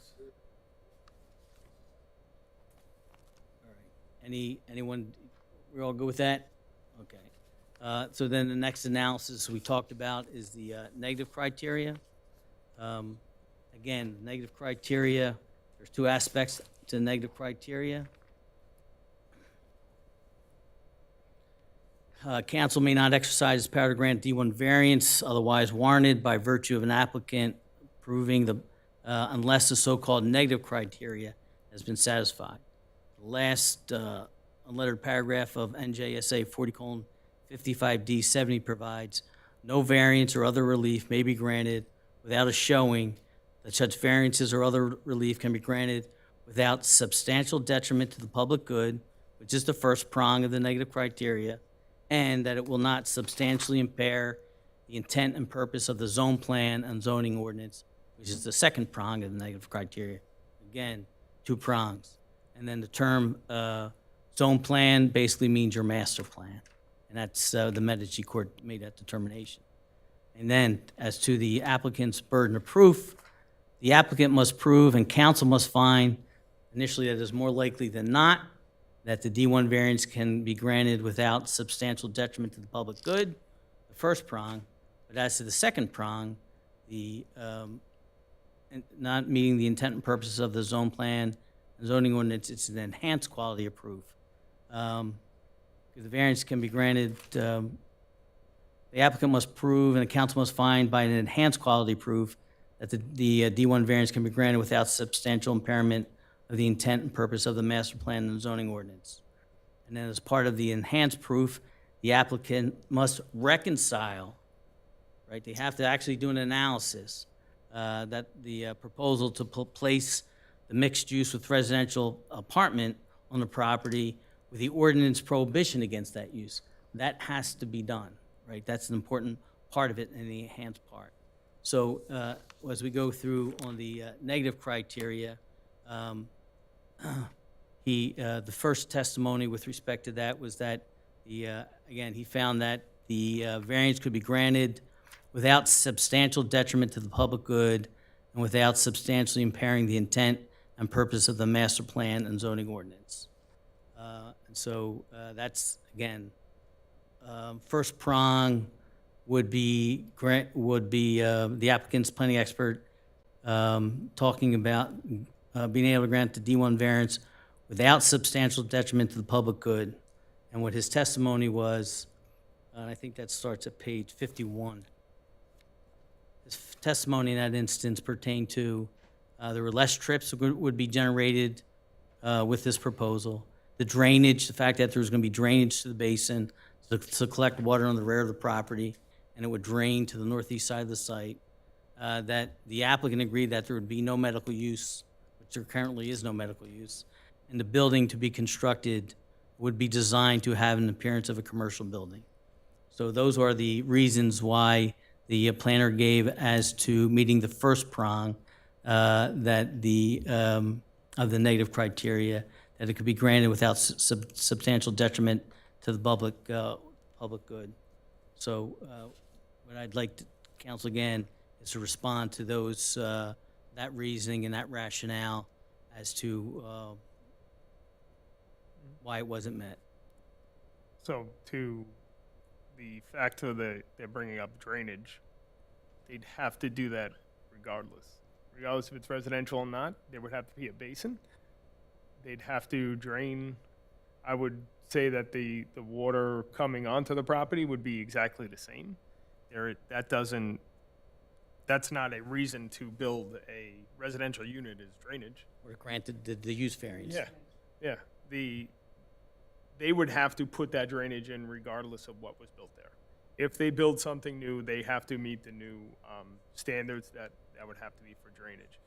And then from a fewer trip perspective, that's based off of a calculation. You don't know how many people are going to be in there. You don't know how many cars will be in and out, right? Yes, based off of calculations, 14 versus 10, but when those trips happen are different stories. Residential trips, as I explained before, I feel that they happen during the rush hour period, which would be more detrimental to Route 34. If anyone has driven on Route 34, if you're trying to get out a driveway, right, it's not a quick, let's go. It's, you know, no one's letting you go. You have to get out, right? Does that potentially cause more harm, right? Yes, maybe it's a trip or two less, but does the timing of those trips become detrimental to Route 34? 34 gets into, there's an accident on Route 34, it cripples that part of town. So that would just increase the ability to for those trips to happen and that potential to occur. But remember, under the proposal was that the existing, right, the proposed building would have actually less trips than the office building. Does that make sense? Well, it's a calculation. It's a done. calculation. Well, That's whether it's a calculation or not, I mean, we got to use our common sense. Well, no, But less no, trips. they have expert testimony. They have a report, right? And the report is that, you know, if it's with the proposed mixed use, it's 10 in the morning, I think it was 10 in the AM, and 10 versus 14. 14, right? 10 versus 14. Right, 10 versus 14, and then I think 7 or less trips actually in the AM, the number. But that's there, so what you have to ask yourself is, you know, you look at the record, is there anything to contradict that? There is no engineering testimony provided on our side to contradict that. We don't To know refute how that. many people are going to be in any given apartment, right? Based off of a calculation, but if you have a married couple, right, that's 2 cars in and out, right? So if 2 cars in and out every day, when I look at this on the planning too, I always try to figure out what's the real trips versus the calculated trips, right? Calculated trips are one thing, but the actual real trips are another. So I just don't agree with that. I think that there's, you know, yes, the calculation may be one thing, but there's go out onto Route 34, go out onto any other development that has mixed use and or residential use. The trips are a lot more, they're generated a lot more than the calculations would say. Then again, I think Eric Mr. De Palma had referenced the fact about the basin, but right, there'd be, and then the third reason he gave was the applicant agreed that there'd be no medical office use. So you have to ask yourself, is that, you know, is that sufficient to say that there would be no substantial impairment, detriment to the public good? The one thing that they did say about the medical use was that it would create much more traffic. Right, but I think the point is that currently there's no medical use there. There's no, yeah. Right, and in the prior approval, there was no medical use either. So I think the question, right, okay, we know that there wasn't any, he's just continuing the same thing. So is that enough of, you know, again, he provided, but it's not really moving the needle either way from your perspective. And then the building to be constructed will be designed to have an appearance of a commercial building. Eric, you had commented about that earlier part, Yeah. about, I mean, folks, it's more pleasant right now to look at a home, even though it's an office. It's still a home in the past, and I think Mr. Testino testified that when he was younger, he remembers a friend of his, I believe, that may have lived there. And I don't know if that was the testimony in the zoning board or the when he came to council. So I don't wouldn't be know. council, would have been part of It the was zoning part board. of the zoning Yeah. board. Okay, there's a lot of. Yeah. I read this twice. There's a lot of reading here, so I'm getting a little. Yeah. So I think folks, and I think it's more pleasing to see that home there rather than now a new 2-story, because right now it's a single story, right? You're going from a single-story residential looked unit to a 2-story commercial looking building. The residential unit is more pleasing. But it's a commercial zone, so there technically can be a 2-story, Yes. No, right? Yes, no, So I agree, it's- but their it's reasoning. not- Their reasoning is that it's going to be pleasing is because it's going to look like it's office space. And I would disagree that it's pleasing, that it's going to look like office space. If they're building a office building in an OG1 zone, then it's going to be an office. But now, one of the reasons they wanted the OG1 zone changed is they want to have residential. Right? And part of that is saying that they'll make it look like office space, and that's one of the reasons why we should give them the use variance. And I don't agree that that's a good reason for the use variances. You're gonna make it look commercial, so then have a commercial building. I know, but one of the things, again, they did say was that, oh, okay, well, they were doing that to try to fit the design or of the master plan, but they can definitely soften the top up, because I know, to make it look more residential and more pleasing. Oh, I'm sure they could, but if. That was part of the testimony, is what I'm saying. Yeah, no, but if one of their reason is we're gonna make it look like an office space, and which is the reason why you should give us a variance, a D1 variance on it not being all office, I don't think that's a good reason. Anybody else have any comments on that part? And then, I think that was the fourth part as the, not, could be granted without substantial detriment. Then the next component of the analysis on the second prong, again, that the D1 variance could be granted without substantially impairing the intent and purpose of the master plan and the zoning ordinance. I think that testimony is at page 48 and 49. And then the opinion that he provided that there was no impairment to the master plan because the applicant had approval in 2019 of a 9,000 square foot office, and in 2021 the application was for a mixed-use office building with apartments. And then his testimony, again, this is in quotes, that made the application consistent with changing market trends. That was his comment. That he also another reason why for meeting the second prong is the fact that he did not, again, this is in quotes, see a substantial impact to the zoning ordinance, and the purpose of the township zoning ordinance for the most part mirrors the MLUL. Remember, we just reviewed those purposes. What he was saying was that it didn't substantially impact the zoning ordinance and the purpose of the OG1 zone, because in fact it mirrored the purposes of the MLUL. And then regarding the zone plan, he opined that while the OG1 zone did not permit residential-like uses, he did say it permitted residential-like uses, hotels, motels. He said they were transient in nature, home occupations as principal use, and home businesses as home professional office as a conditional use. And he said because the OG1 had these elements of residential, it did not conflict with the township's master plan. So comments on that aspect of the analysis for the negative criteria. Okay. When the master plan was reviewed in 2020, it was specific at that time. We specifically stated non-residential units in this OG zone.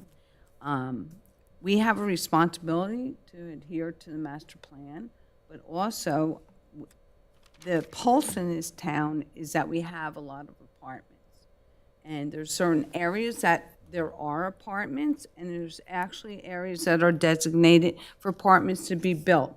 So I really don't see the value of building more apartments in an OG zone. There's other uses that can be done other than non-residential uses, other than offices. And as we have talked about before, being on 34, it's not the best area. And if you look in that area, there are no other approved mixed-use projects within this zone. And I think it's wise to keep it that way. Yeah, I think when you look at this analysis, look at two things. There's the OG1 zoning ordinance, right? And look at what its purpose is. because there's a stated purpose for that. And then you look at the master plan, and in this instance, and it's in a record, that there was the master plan re-exam done in updated in 2020, that talked about looking to change the OG1 zone, which included non-residential uses, right? Yeah, so the master plan reexamination, the OG1 zones are being looked at for non-residential uses, not to put mixed use or residential in there. You know, and I think the testimony that they're giving that even though it permits hotels and motels are not residential, right? And he says that, and they say it here, they're transient in nature. Transient in nature, people don't have an expectation of quiet as they would with a residential when they're going into a hotel. You're going into a hotel, most hotels are in places where it is louder and things like that. They're going there just later at night to sleep and not really spend a lot of time. Hotels aren't meant to spend 12 to 18 hours a day in, residential units are. So I think that point, and he even says it, the fact that they are transient in nature kind of takes his argument out. And they are specifically stating that the residential use is not permitted in the OG zone, the OG1 zone. They're telling us that there is no permitted use in there. So for us to grant that, you know, based off of everything that they're saying, Clearly conflicts with what the master plan re-exam if states. he's saying that I don't see a substantial detriment to the zone plan and zoning ordinance. The zone plan and zoning ordinance specifically states no residential. That is a detriment by putting residential. It's like saying, I don't see a detriment to residential by putting a commercial piece of property in a residential neighborhood. There is a detriment to that, right? Because you're flipping what the zone is, you're flipping the usage for it. And again, with respect to the purpose of the OG1 zone, which he says again, seems as if he conflates the purposes of the MLUL that we had talked about with the purpose of the OG1 zone, which are different. If you look at that, you have to ask yourself, he doesn't discuss the purpose of the OG1 zone in his testimony. Basically, the project's not compatible with the neighboring uses. When you talk about a motel, you would not be able to fit a motel on that property. Well, I think what he's saying is that hotels and motels are permitted in the OG1 zone, right? It probably couldn't go on that site, right? And then it permits home occupation businesses, okay. But is that the same as permitting a use that's specifically prohibited, right? That's what you have to ask yourself. Is it? I mean, is it the same? You have to answer, that's the question, right? And he also states in his testimony that the OG1 zone permits, and this is on page 50, it starts on line 11, the OG1 zone permits a variety of uses, and some of which, in my professional opinion, are, intense, but I'm sorry to say I'm reading it.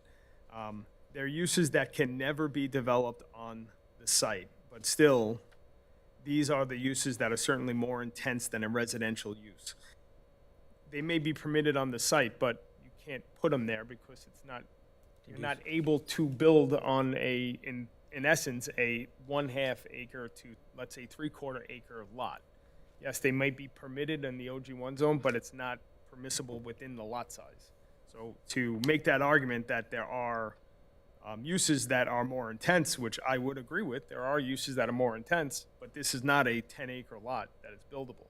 This is a small, really, it's the size of a residential lot, right? And to say that we could build a giant building on it, right, is not right, right? This is a small OG1 lot. It's a 3/4 acre lot. You can't build those big office buildings on, right? So to even put the testimony that there are uses that are more intense, that is true, but this is not the right case for it.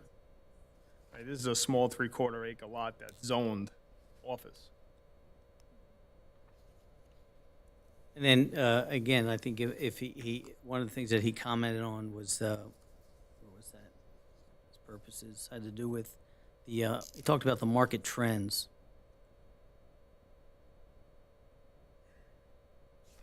Is this the New York Times article? Oh, wait a minute, what did I say? I think I had that. I just want to make sure I hit, that we stress all his points. That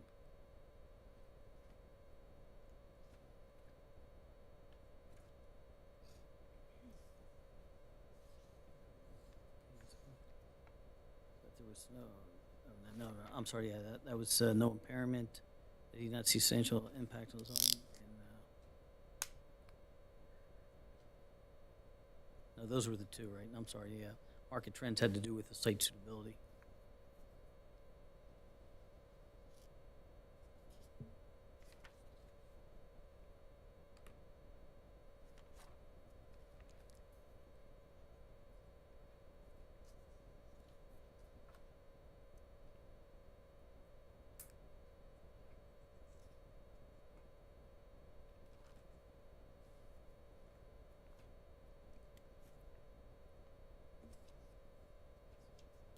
Anything else you guys want to, anybody want to add relative to those, to the, and again, with respect to that second prong,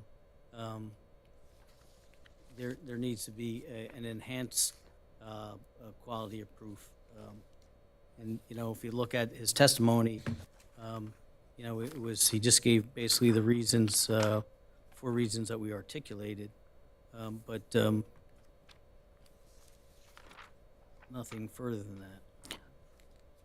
I would like to add that this applicant went for first the use variance, then it would have to go for the density variance, correct?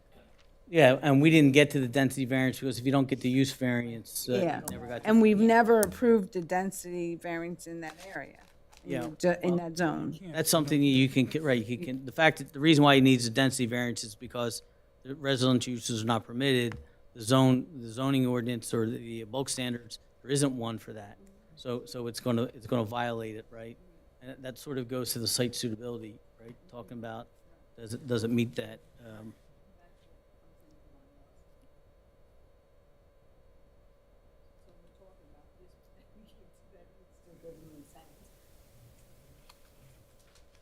Oh, yeah, right. There was, he did have discussion relative to the market trends earlier, was that that because the applicant was seeking to change the proposed use from just an office to the office with the that it was consistent with the changing market trends, and then that would make it consistent with the 2020 Master Plan Re-Exam Report, because I think he referenced that there was language in the Re-Exam Report talking about market trends. The market trends. But the market trends that, yes, we were going away from the OG1 zone and looking at non-residential uses for the OG1 zones. Because not residential right, uses. because office buildings were not being built. I think that was the market trends that. Well, the market trend was, I don't know, I mean, there's the New York Times article that I was referencing there, and there are multiple articles on it.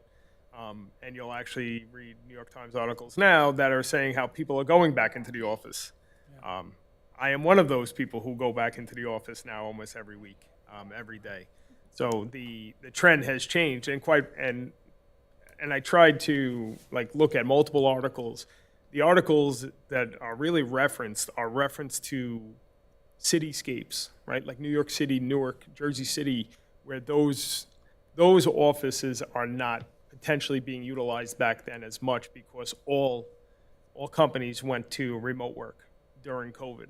Those buildings are now being reoccupied by the same companies coming back into that. And when you look at what the office space would be utilized in this particular case, let's just say it's 4 office spaces of 20-something hundred square feet each. Those are different types of businesses than large-scale, financial operations or real estate companies that have 300, 400, 500, 600 associates, or even thousands of associates. My company has 80,000 associates at this point. It's a different use, this office, as opposed to that, right? If this was like an office park back then, that article was referring to not these smaller based businesses that have 6 or 7 employees, if that. An office of that size would probably only have maybe 4 or 5. So you're not looking at those folks working from home. Those smaller based, maybe family businesses, privately owned businesses, still needed a use for offices. I think the trend is, as you said, Mr. De Palma, going back to the office because they realize by not being in the office, you have decimated businesses around that office space. I mean, you can just look at Trenton, for example, when people aren't going to work, what has happened there. So it is really unfortunate when you think that even federal, state, we have buildings that aren't being occupied by the people that are working from home, but still we're paying for those buildings out of taxpayers' dollars. It's not sensible. So you're right, the trend is to get back to work.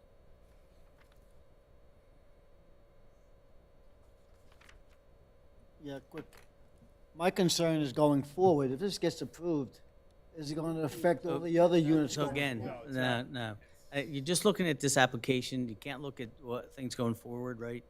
You're only here to give for this particular application. And again, I know there's a 7:30 meeting, but I think one of the other thing that's important that you need to, maybe you can take a look at is the re-exam report and what it is that the planning board, because they did the report, what is it that they said versus what is it they didn't say. Remember, they're doing a re-exam, and they had specific language in there about not having other non-residential uses in the OG1 zone. So at that time, the planning board had the ability to review it and put in comments, right? So, again, right? Right. I mean, if they wanted residential uses, they could have put the residential uses in there, right? I mean, that's what you have to look at from that perspective. And the other thing is that when you look at his testimony, I think you have to consider whether or not the planner itself, did you see any analysis reconciling the fact that the proposed multifamily housing did he reconcile the proposal to allow the multifamily housing with the ordinance prohibition against multifamily housing? When you look at his testimony, did you see any of that, what he provided? Because that's one of the things that the planner needed to do. He needed to reconcile that difference, saying that, hey, even though the zone doesn't allow it, we're putting it. We want to put it in here, and these are the reasons why, and reconcile that difference. I don't know if you considered that aspect as well. Anyone? Yeah, I just want to go on record as saying that the residential use is prohibited in the OG1 zone and is not suited for the proposed use. I know we didn't talk about density, but there are no density requirements for the OG1 zone. Therefore, residential is not only restricted, but not well suited for the zone. Oh, well, yeah, well, and EGA, that, when you, as part of the analysis, I think that goes back to the site suitability, right? Analysis, and then I think part of the positive criteria, right, that there are no density requirements in there, right? And so that's one of the reasons why they needed that variance, that D5 variance. I think that is part of your, analysis, with respect to that, because if it was suited, you wouldn't need that type of variance, right? And I think if you look at the application itself, even though there was not a site plan application, you look at some of the things that they would need if they went to site plan. There were a number of C variances and waivers that were also requested, right? It's part of that application. So, again, perfect situation, you go in and you don't need any types of variances, but, those are items too that deals with the site suitability. All right, anybody else? I just want to say that, as a governing body, we take great pains into adhering to our master plan, and we look at it often, right? So, you know, how else are we supposed to make sure that commercial's over here, residential's over here? You know, we have the town center, which allows mixed use, right? So we have different zones, right? So how, as a governing body, do we make sure that, you know, we're adhering to those? You know, there's a process. Yeah. All right, just want to make sure. So at this point, what I'd do is just, no other comments anybody wants to make relative to the findings of fact, and the conclusion being that the fact that the planner, in this instance, failed to meet the, there was insufficient evidence to support the, both prongs of the positive criteria. There was insufficient evidence presented that the applicant met both prongs of the negative criteria. Is that correct? Everyone agrees with that, those conclusions as well? All right, so then I'll just, again, I'm going to do once I get the transcript from Debbie help, we'll put a resolution together, and then you'll adopt that, hopefully. Kevin, are you back for the first meeting in December?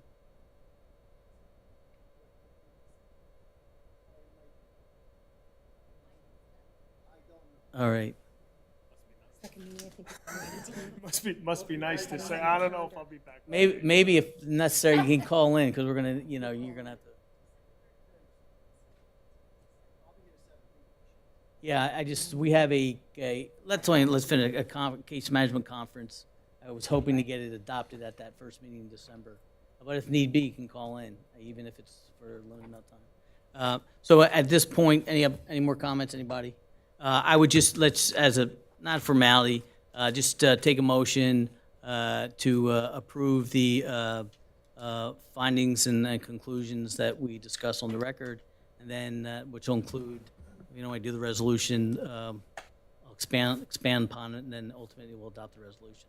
But if it's just going to have a motion to approve those findings and conclusions that were discussed. Do we have a motion? Motion to approve the findings. Second. And Motion conclusions. and conclusion. Roll call. Councilwoman DeCaro? Abstain. Councilman DePalma? Yes. Councilman Desai?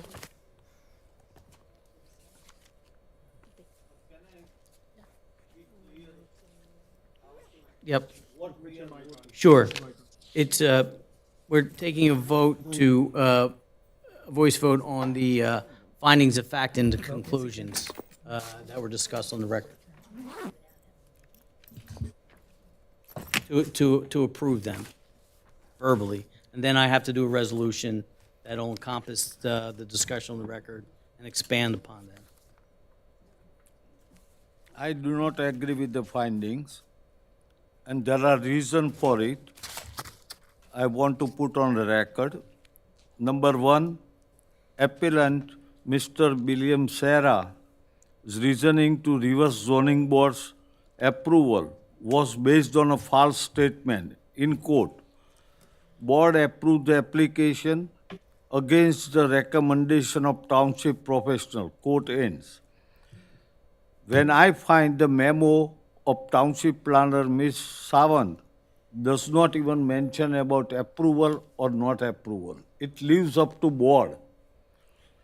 Second, on the transcript of the meeting, on page 71, the vice chairman of the board, Mr. Dewhurst, stating at the time of the voting, yes to approve D1 variance. In quote, I think it is gonna be a nice building. Some improvement on 34. So my vote is yes. Also, Chairman Mr. Sullivan says, in quote, I don't think there is any detrimental to the zoning and or the public good. Quote ends. So based upon these three and today's discussion, I still could not agree how initially in January of 22, this esteemed council has voted on this without checking the facts of the appellants. Appellant has a motive. I don't want to say, because counsel say I should not say that. But the motive was bad and we went along with that bad motive. So Thank you. that's your comment. Okay, I that's your will opinion. stop it Thank you, there. right. Thanks. Councilman Garcia. Yes. Councilman Pasquity. Yes. Council Vice President Dr. Greenberg Belli. Council President Sohar. Just for a quick motion, open the public, because it's a public meeting. Can we have motion to open to public? Move it. Second. Councilman De Palma, second by Mr. Councilman Pasquity. All in favor? Aye. Okay. Anybody from the public? Motion to close. Motion to close. Motion to close. Motion by Dr. Greenberg Belli, Second. second by Councilman Pasquity. All in favor? Do this. Motion to, Okay. motion to adjourn. Now motion to adjourn, Move it. Second Piscatty. second by Pasquity, motion by De Palma. Roll call, Councilman Astatuli, Councilwoman DeCaro, Yes.